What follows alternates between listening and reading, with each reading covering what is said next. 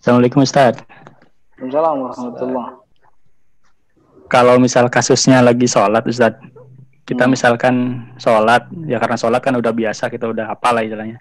Kadang kan kita ngelamun tuh Ustaz. Nah pas Ya, rokaat kedua atau rokaat ketiga, tadi rokaat sebelumnya udah baca Fatihah belum ya? Nah, itu ragu Ustaz, was-was. Itu ya. apakah kita ulangi sholatnya, atau kita nggak anggap rokaat yang sebelumnya nggak dianggap, atau seperti apa itu?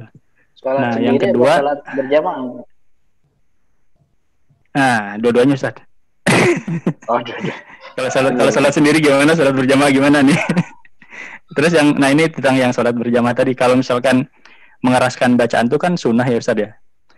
Nah iya, iya. kalau misalkan mengeraskan bacaannya di rakaat ketiga keempat itu seperti apa ya? Misalkan nggak sengaja gitu, lupa juga gitu. Nah kita ngerasin bacaannya yang ketiga keempat juga dikerasin juga. Atau yang Mhm. rakaat ketiga dikerasin, itu gimana hukumnya Ustaz? Ya itu aja Ustaz. Syukron. Iya, pertama ini yang nomor 2 dulu nih ya. Mengeraskan Oke Ustaz. bacaan atau mensenyapkan bacaan itu merupakan sunnah sholat. Jadi bukan kewajiban. Artinya kalau dia melanggar ketentuan itu, dia namanya khilaful aula, dia menyelisih yang utama. Bahkan beberapa ulama menyebutnya sebagai kemakruhan. Kemakruhan ya makruh, nggak disukai. Artinya mengeraskan bacaan bukan cuma pada rokat ketiga, rokat keempat, pada sholat yang nggak mesti dikerasin itu juga sama hukumnya. Jadi hukumnya itu khilaful aula, menyelisih yang utama atau makruh gitu. Kenapa ini bisa dikatakan, artinya kan boleh aja, cuman nggak bagus kan gitu. Boleh tapi nggak bagus. Kenapa tetap dibolehkan dan sholatnya sah? Karena ternyata dalam apa namanya beberapa riwayat Nabi Muhammad ternyata beberapa kali mengeraskan bacaan sholat zuhur. Jadi Nabi Muhammad karena yusmi'una ahyanan, kata Abu Sa'id Al-Khudri, sahabat Abu Sa'id Al-Khudri, ini hadisnya ada nih di kitab Bulughul Maram bab sholat berjamaah kalau nggak salah. Karena yusmi'una ahyanan gitu. Kadang-kadang Nabi Muhammad tuh ngasih kita suaranya gitu, beberapa kali ngasih kita suara. Jadi kadang-kadang Nabi Muhammad memperdengarkan suaranya ketika sholat, dan itu sholat zuhur, sholat asar. Itu berarti sholat mengeraskan atau mensenyapkan bacaan itu bukan rukun sholat, dia sunnah sholat. Kalau ada yang melanggar, ya sholatnya tetap sah. Cuman hukumnya sebahagian bilang khilaful aula. Khilaful aula tuh levelnya nggak bagus tuh ya, maksudnya ya bagusnya sih nggak usah dikerasin gitu. Tapi ada juga ulama yang menyebut hukumnya makruh.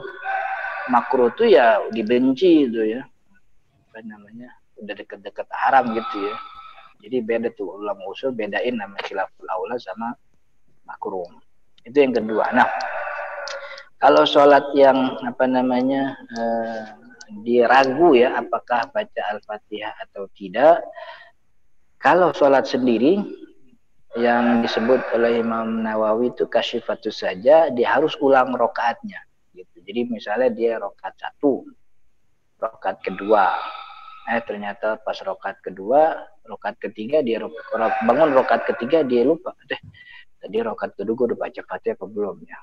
Maka dia masih harus genapin 1 rokaat lagi. Jadi sholatnya gak usah dibatalin, cuman dia utang 1 rokaat karena dia apa namanya ada rukun yang dia ragu-ragukan begitu, sama sebagaimana ragu-ragunya dalam jumlah rokaat. Jadi yang satu itu di apa istilahnya 1 rokaat ditambahin karena 1 rokaat sebelumnya dia ragu apakah sudah baca surat Al-Fatihah atau tidak. Nanti sebelum salam dia sujud sahwi. Kalau dia dalam salat berjamaah gimana? Teknisnya tadi gimana Ustaz? Yang pas rokaat ketiga itu dianggap rokaat kedua atau ditambahin di belakangnya aja? Ditambahin di belakang 1 rokaat. Iya sama seperti sholat umumnya. Jadi karena dia 1 rokaat itu lupa rukun, maka dia kembali ke rukun rokaat yang sebelumnya gitu. Jadi 2 lagi tuh. 2, 3. Oh jadi pas rokaat ketiga itu kita tahiyat awal lagi gitu ya? Ya, tahiyat awal sebagai apa namanya? Tapi tadi rokaat Gantiin kedua yang ada tahiyat belum? Udah Kalau Ustaz. tahiyat Cuma kalau tahiyat tahiyat awal kalau misalkan. tahiyat kedua ya kalau tahiyat keduanya sudah nggak perlu dilaksanakan lagi. Nanti jadi ada 3 kali Oh tahiyat gitu. nambah rukun.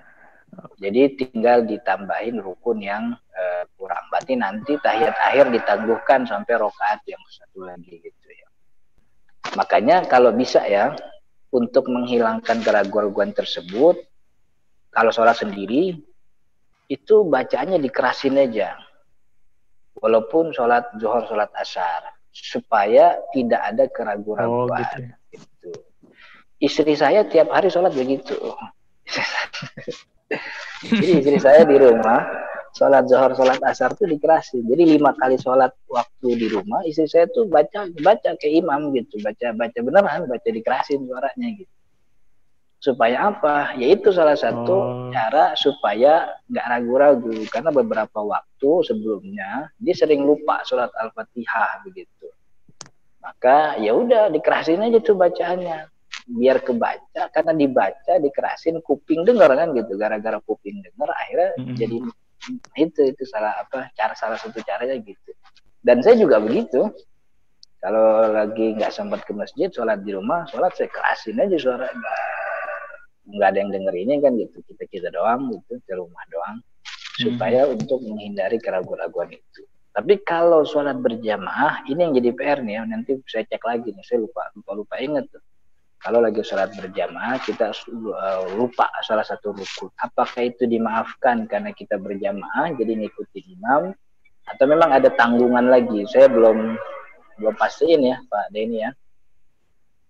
Insya Allah besok kita ketemu lagi ya, bahas etikaf atau di lusa lagi. Oh iya. Tadi itu akhirnya sujud sahwi ya tadi ya? Iya, sujud sahwi pun hukumnya sunnah ya. Oh gitu. Sujud sahwi juga hukumnya sunnah. Iya. Ya, syukron Ustaz. Assalamualaikum. Pada Bapak Denny.